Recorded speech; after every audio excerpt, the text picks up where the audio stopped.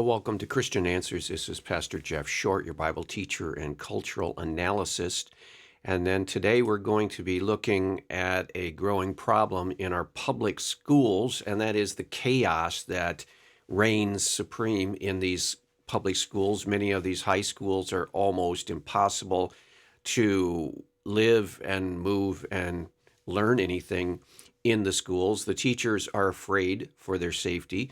And a lot of problems are making their way up through the ranks. It was down in, for example, the high schools that started the problems, the older kids. And now you have it even getting itself into middle school and even elementary school. So the chaos in the public schools is a big problem. So we're going to look at today a teacher who decided to speak out on this and talk about this. And we're going to look at his testimony. We're going to roll a video clip and see what he has to say, and then I'm going to comment on what he's talking about. And this is something that we have to address as Christians. We have plenty to say about this issue, and we should say something about it before the problem becomes so bad that it's just overwhelming and no one in their right mind would want to send any kids to a public school. So let's get into this video clip and see what this teacher is talking about. And we're going to cue up the video here. And let me get into the video. Let's see if we can find the video. Here's the video. And then we'll go to the beginning of this. If we're to walk into that high school, what would we see? You'd shake your head. You couldn't believe it was a school. You cannot believe that this could absolutely be going on. Because we'd see what? You'd see chaos. You see kids literally screaming and yelling, rolling in the hallway, swearing, cursing, wrestling, sometimes fighting, and you'll see no administration.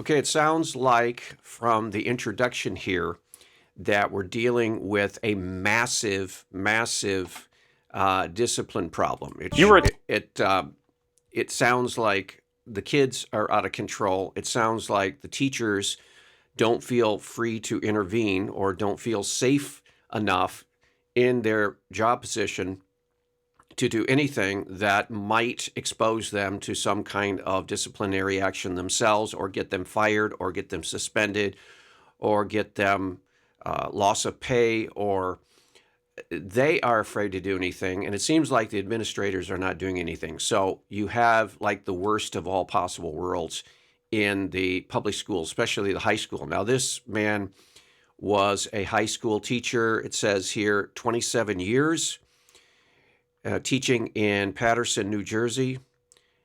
And it's a chilling description of what is going on in the public schools, in the public high school especially. So let's hear more what he has to say, but it's already starting out really, really bad. And all of these issues can be dealt with. They just have to be systematically identified and then addressed from a wisdom perspective. How do you deal with violence in the public schools? How do you deal with out of control youth? How do you deal with a discipline problem? How do you deal with these? All of these are issues that can be dealt with, but they have to be identified and they have to be addressed from a wise perspective. And that's what the Bible gives us from the Christian worldview. We have content to add to this discussion. Teacher for 27 years in Paterson, New Jersey, right? Correct. And you said that you didn't feel comfortable talking about your experiences until now. Why? I'm retired now. As of July, I'm retired. I did contact you at one time, and I backed off because I was scared. I was afraid I could lose my job.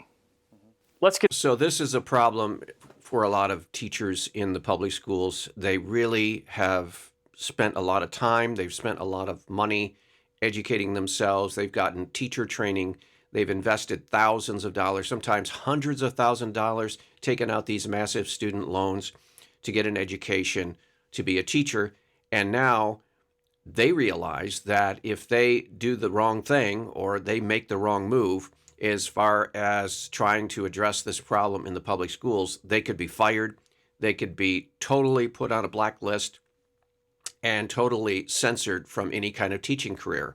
So this is a big fear of the teachers. They're afraid that they'll lose their career, they're afraid they'll lose their job, that they won't be able to work again, or they'll be shoved into some low-paying, low-level position in the school system, and that would basically ruin their entire career prospects. So they're afraid. They're afraid to speak out. They're afraid to cause any trouble, and so they just go along and tolerate the intolerable situation a lot of times in these public schools.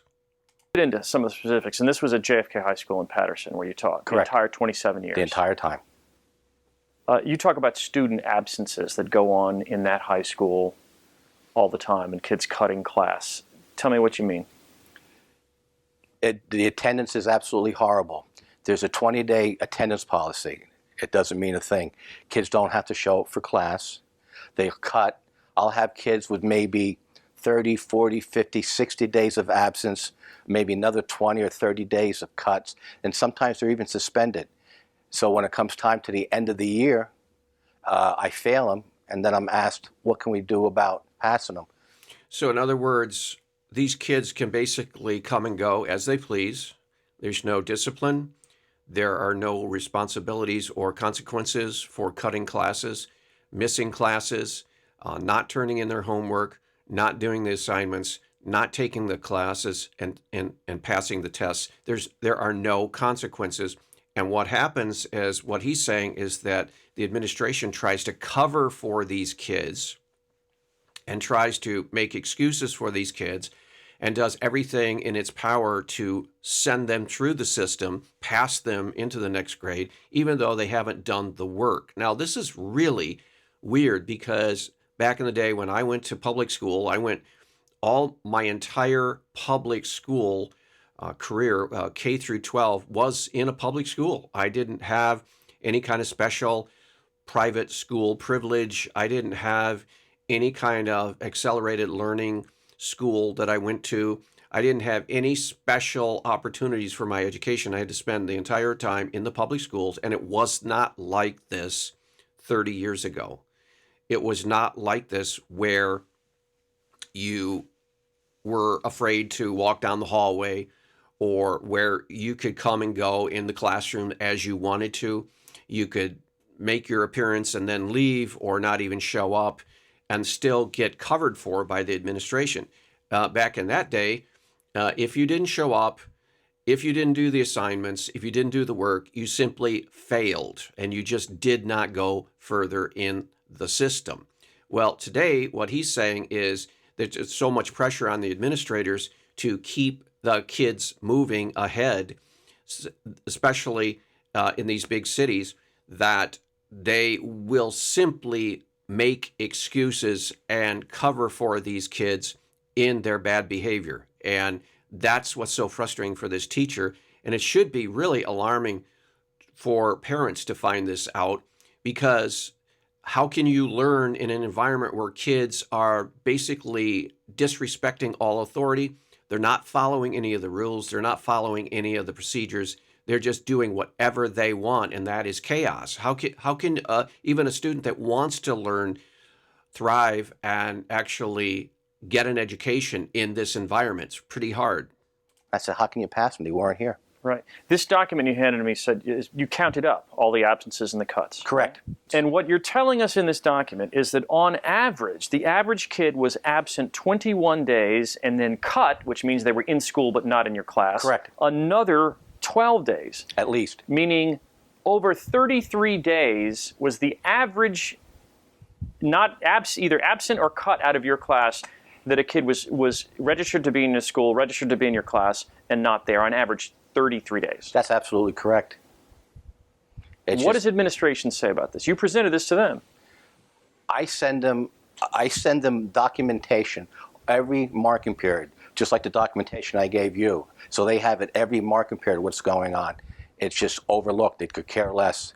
Because I know at the comes the end of the year, they will still graduate, especially if they were a senior. Is this So the administration is covering for them. Now, we wonder why we have, for example, on the college campuses today, why we have college students promoting and defending Hamas terrorist groups against Israel. Why would students in a college defend terrorists, murderers, violent killers who massacre families and babies and women? Why would college students particularly march and defend these killers? Well, it's because they have never been told that they have to follow any rules. They've gotten away with everything they've wanted. They've been spoiled. They've been cajoled. They've been pampered. They have been excused. Everyone has been making excuses for them.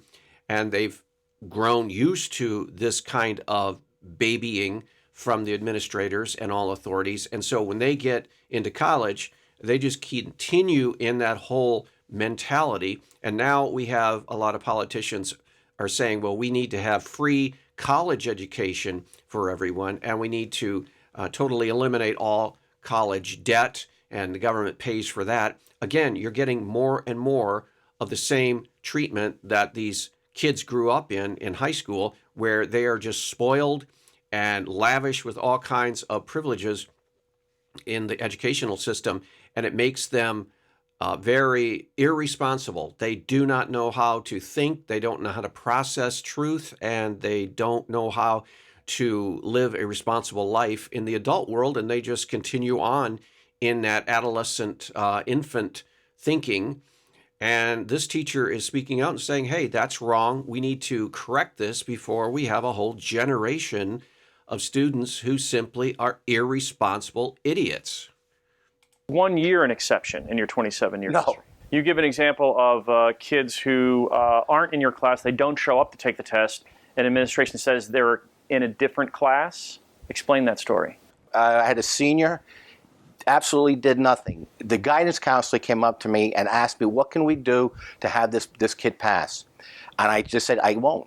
I finally gave in. And I said, he has to come in for the next 2 weeks early, and I will give him work, and he has to make up all his time. And then the next day, he doesn't show up. So the following day, not the superintendent, my supervisor will come to see me, and he goes, well, what can we do to pass? I said, nothing. I said, he's got all these days out. I made a deal with his guidance counselor. He didn't do that, absolutely nothing. Then it turns out, I find out that they pulled him out of my class. They made some sort of arrangements with scheduling, saying that he's no longer in my class, and now he's in art appreciation. There is no such class. And then, being that he's in that class, he passed. You're saying they invented a class just to give this kid credits? Yeah. So their administrators are clearly covering for these ill-tempered, ill-behaved students who refuse to follow the rules, and the students are just playing the system. They're gaming the system. They're just using the system and the administrators and the politics of it all. And they are basically skating through high school without learning anything and thinking that they're acting clever and smart, but actually it's hurting the students, and it's hurting the school, and it's hurting our culture. It's hurting our society. And I can guarantee you that the vast majority of these school systems that are doing this, they are in democratic, liberal, leftist-run political environments. This is the par for the course in these blue state, big city schools. They are treating people as victims. I can pretty much guarantee you also that this school, this very particular school, is full of, for example, a lot of minority students. And they are treated as victims instead of told, you need to be responsible, you need to study, you need to pass the courses, or we will not graduate you, we will not give you your diploma, and you need to earn this. They have never been taught that they have to do this. Now, of course, it all comes back to the family and the parents and the environment in the home. Unfortunately, a lot of these students are not raised in a two-parent home. and they have a mother who is doing overtime trying to raise the kids and doing the best she can, but she's not able to do it because, of course, you need a two-parent home to raise boys, especially, but also girls, and you need that discipline in there of the father to be able to set the rules in the family and set the rules for the kids and stick to it and enforce those rules. And that's something the mother usually can't do very well. And so you have a whole big problem. It's a cycle that just repeats itself over and over again, unfortunately. But the solution is not for politicians and administrators and teachers to cover for these students. The solution is to face the problem and deal with it and solve it. And why are they doing all this? To keep the numbers up, to say, look, we always had a very low graduation rate. Like I said, especially with seniors, so they want the numbers to go up. We're usually around 300, maybe a little over 300. They just want those numbers to go up. It has nothing to do with education or kids being in school or being responsible to be in class. Choice Media requested an interview with Patterson Superintendent Donnie Evans to respond to these charges. While his office did not reject our invitation explicitly, they did say they would not have time for an interview until at least 2015. Also of note, an article last month in the Patterson Press newspaper said that Evans received a $10,750 bonus that was based on increased high school graduation rates in the Patterson district. So you showed me a school calendar, and at the end of the year, it has a final exam. Well, it wasn't the school calendar of the year. It was the end of the year schedule for a final exam. Okay, an exam schedule. Yeah, it was the exam schedule. All right. So there's a date, a Friday, and it indicated their final exams, right? Right. But then it showed 2 more weeks. Two full weeks. After that, what are those weeks? Most kids don't even show up for the final exam. They definitely will never show up. Most kids don't show up for the final exam. This is totally foreign to schooling, 30, 40 years ago, when every kid showed up for the exam because every kid wanted to pass and every kid wanted to advance the next grade. And it was shameful to not pass and shameful to have to be held back. And so they did everything they could to get through to the next grade because you didn't want to be a high school dropout. That was just something everyone assumed. And that's what the parents, of course, push their kid. They don't want to be parents to a high school dropout. And so they incentivized achievement, trying the best you can. Now, there were kids that were a lot smarter than other kids, and they achieved more. But most of the kids in my high school, for example, my public school, they wanted to pass. They wanted to at least get by. They wanted to get at least a C and go to the next grade. But see, here, he's saying that these students, they know they don't even have to show up and they will pass because the administrators want to inflate the numbers and get the government funding, and they want to get their salary bonuses, and they want to report that their school is doing fine when it actually isn't. For a makeup, most kids don't even show up at all the last 2 weeks of school, which makes me wonder, why do we bother even have 181 days of school for kids? So the last 2 weeks of school, you're saying, are after the final exam. Correct. And that goes to, you figure kids would be turning in their books, making arrangements to, if they had to do any extra work, get extra credit in. But I kind of figured out why they have that that extra 2 weeks, and they can really care less about the kids. I believe that's the administration's way to sit down and figure out which kids, how they can manipulate a teacher to get them to change their grade, they will come into a classroom and ask me, is there anything we can do for this kid so he can pass? Let's talk about student discipline. I'm going to read something you wrote. Gangs of students roam the building all day, every day, all year. They will enter my room during a lesson. I ask them to leave. I'm ignored. I ask again. I'm still ignored. When I come over to them, they'll start running around my classroom, swearing, cursing at me, taking things that don't belong to them. Some grab safety glasses and run out of a shop class. Then eventually make a stance of defiance, swear, threaten, curse at me. Finally, when I have to go outside the classroom door and yell for security, because I have trespassers, then they run out. And you say, they also do this when they're looking to fight or beat someone up. See, when I was in high school, you could never just get up out of your class and go into some other class. Or you couldn't, there were no kids just walking around the school that could just pop into your class and start talking and disrupting, or even just show up in your class. You would be asked to identify yourself. Why are you here? If there's no reason why you're here, then you must leave. And he's saying, no, there are just gangs of youth who can go into any classroom they want, sit down, start making a commotion, disrupt the class, do whatever they want, disregard the teacher's commands, disregard instructions, and just walk around and just make this into a joke of an educational opportunity. And that is totally strange. I could never even imagine that in my whole life that actually happens, but he's saying it does. They have done this to other classes. Gangs of kids will roam the building. They're looking for a certain person. They'll walk into the classroom. They'll find that kid and just start a fight in that class. It's just that simple. Retribution, basically. I don't know. I don't know what the reason is. A lot of times there's really no reason. Sometimes it may be over something stupid. You looked at me stupid, but it's just absolutely. It's nothing more. I can explain it really simple. It's an indoor street corner. Our school is an indoor street corner. When I walk in that building, I have no idea anymore the concept of what right and wrong is. So you're standing there in class, you're trying to teach, and you'll see groups of kids just enter the classroom intent on beating a particular kid up. Right. And what are you supposed to do? What does administration tell you to do? First of all, the union always tells us not to get involved because where is the security? And how can kids just wander the halls? When I was in school, you couldn't even be out in the hallway. And if you were spotted in the hallway between classes, some administrator, some adult would come up and say, "Why are you here?" and push you into your classroom or write you up and take you to the office, and you'd be in big trouble. But he's saying that they just wander freely. if we get hurt, we may be liable. Or if we try to break it up and a kid gets hurt, then we're definitely liable. We have to call security. And then that sometimes takes a while for security to get there. And the kids know it'll take a while for security to get there. And bottom line, it'll be hushed up. Nobody will. And we didn't even have security in high school.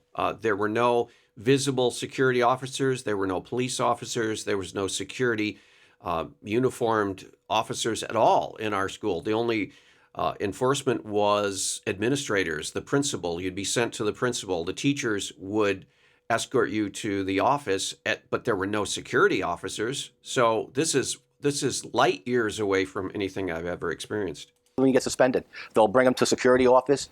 Maybe they'll get yelled at, or maybe they'll get a detention. And even with detention, they don't even show up for that because they want to keep all numbers down. Violence, they just hush all the stuff up. They don't want a paper trail of what's really going on inside the building and outside the building. One example of hushing someone up you give is students having sex in a stairwell in the high school. Oh.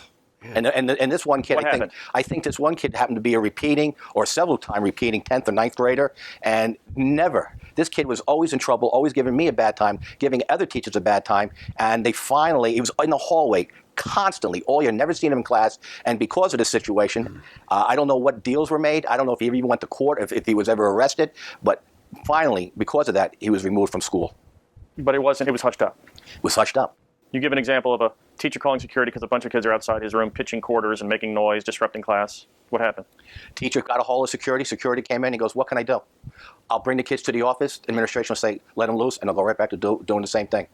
It just sounds like the street outside in these big cities, they bring it right into the school, and that whole street atmosphere, that street scene is brought into the school, like he was saying, and they take over the school, basically impose their street values on the school.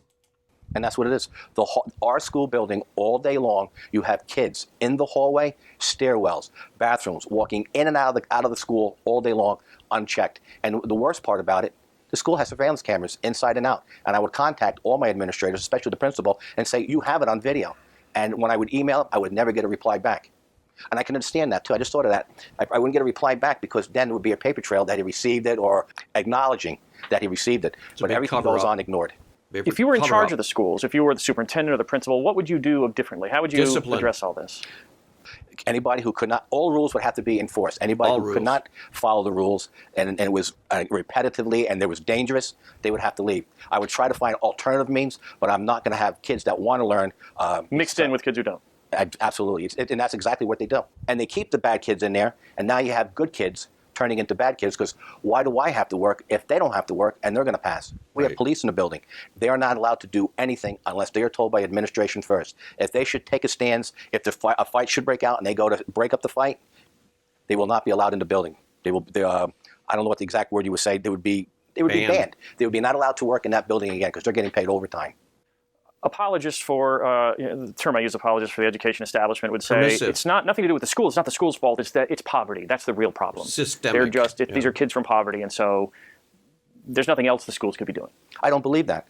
You're going to tell me because somebody's poor, I grew up poor, just because somebody's poor, they don't have manners, they don't know right from wrong, they don't know you're not supposed to swear at an adult, you're not supposed to threaten people. Bottom line, Right. Values don't cost anything. Just because you're poor, just because you don't have money, just because you live in a low-income area does not mean you can't have values. And they need to be taught, at least in the schools, decency, common decency values. whether you're poor, rich, whatever, you won't want somebody doing that to your mother. So why would you do that to somebody else? It's simple. It's got nothing to do with money or economics or any other word. If they're so poor, how come they all have the best of cell phones and they all have $100+ sneakers? And they brag about the T-shirts that they spend $30, $40, $50, where I'll go buy 3 for $6. And you know what people will say iPhones. to you? They say that if you get tough on kicking the kids out who aren't behaving in the way that you want, and many of these kids come from underprivileged backgrounds, poverty backgrounds, it will hurt their lives more because now they'll not even have high school degrees. No.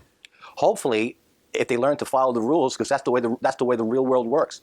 You're going to go and teach kids in school that you can do this, you can do that, you have poor behavior, you're dysfunctional, you can threaten people. You got to get rid of them because that's not accepted. It's not accepted. Right. There needs to be discipline in the schools. That's the basic line. There needs to be rules, and then those rules need to be enforced. And it is not a Christian behavior to say, well, I want to be loving to them and I don't want to come down hard on them. It's not a matter of loving them when you discipline. It's a matter of loving them when you discipline. It's a loving thing to do to discipline someone when they need to be disciplined. This permissiveness is not love. You know, passiveness and letting kids run the show and letting anarchy reign, that is not a loving response. So the word love has to have a context for it. And in the Bible, there is nothing in the Bible that rules out enforcing the rules. In fact, everything in the Bible teaches that the children are supposed to honor their father and mother, and they're supposed to obey their father and mother. And then when their mother and father bring them or put them in the school, then those teachers and administrators are supposed to be doing the work of the mother and father while the mother and father are at work. The school is sort of a surrogate at those times, and they have to show honor and respect to the teachers because that's an extension of the parents' authority. And so giving them discipline and enforcing the rules is a Christian thing to do. Letting kids run wild and anarchy and disrespecting their authority. We're supposed to have respect for authority, legitimate authority, and these kids need to learn how to respect legitimate authority because when they get older, you're going to see that same chaos, that rebellion, anarchy in their lives, in their families, in their marriages. In fact, that's what actually you see in a lot of the big cities in the United States. So this is something that Christians need to be aware of. We need to pray for the school teachers. We need to pray for parents. We need to pray for courage for the administrators. And we pray that these politicians don't take the easy way out and say, yeah, let's just give them whatever they want. Let them do whatever they want. That's not the solution. We'll talk to you next week. God bless.